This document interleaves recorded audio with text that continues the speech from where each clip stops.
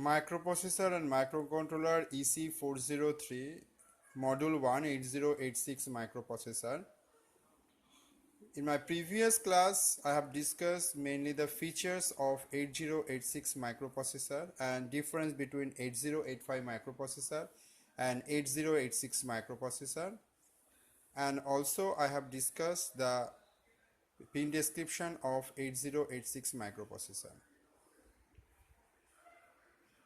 Operating modes of 8086 microprocessor. 8086 microprocessor operates in minimum mode and maximum mode.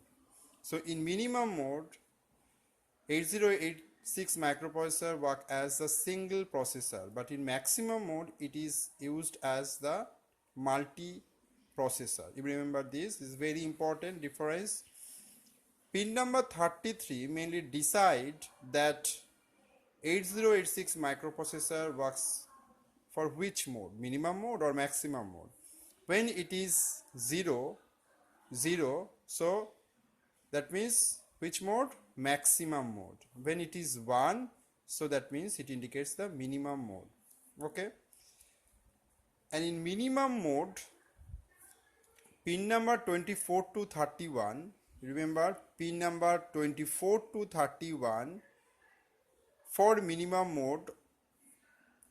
Okay, so different functions are or signals are interrupt acknowledgement, ALE signal, data enable, data transmit or receive, memory IO bar, write bar, hold acknowledgement and hold. Okay, and pin number 24 to 31 for maximum mode, that is QS1, QS0, S0 bar, S1 bar, S2 bar. These all are the status signal, log bar, request or grant 0, request or grant 1. Okay, so pin number 33 is decide that processor will work for which mode. It will work for minimum mode or maximum mode. That means it is used as the single processor or multiprocessor. Okay, and accordingly pin number 24 to 31 will decide that it is working for which function, this function or this function. Okay, now you try to understand the different functions of pin number 24 to 31 for minimum mode. Okay, and after that I will discuss the pin number 24 to 31 functions for maximum mode. Okay, so you will understood properly if you see this diagram. See this diagram, so you will understood properly.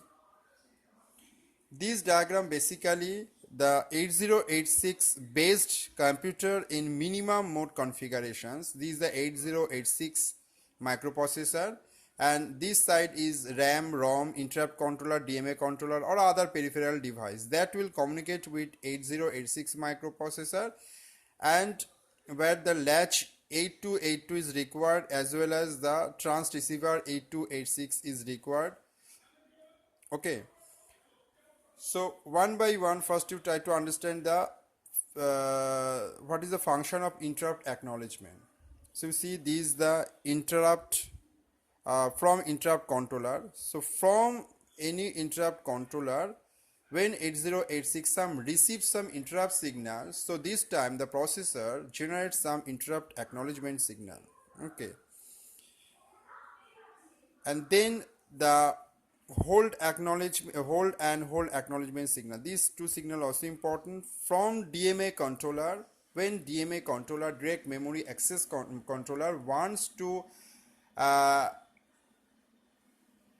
address bus and data bus of 8086 microprocessor and want to access the memory directly, so this time DMA controller sends one signal, that is the hold signal, and this time when the 8086 microprocessor release its address bus, data bus, so this time it generates some hold acknowledgement signal.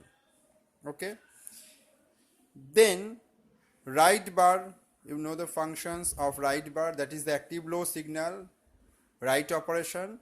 Okay, M slash IO bar, memory operation, and this side is IO. When it is this signal is 0 means IO operation, when 1 means memory operation. ALE signal, address latch enable signal. You know the function of address latch enable signal. Here you see this is the ALE signal is connected with the latch 8282. Okay, and this pin actually decide that AD0 to AD15 will work as the address bus or data bus. Okay, so this is the address bus when 1, when 0 means this is the data bus.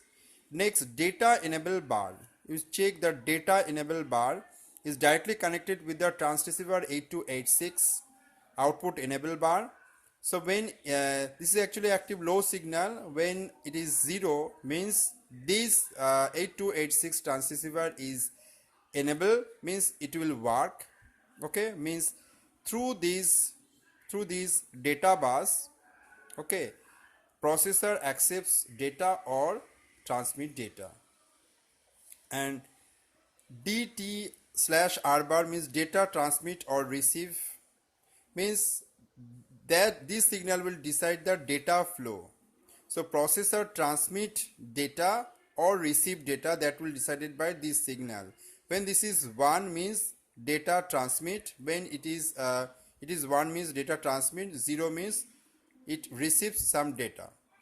Okay, so I think that all of you understood the minimum mode properly. In my next class I will discuss in details the maximum mode and what are the functions of these signals. Thank you.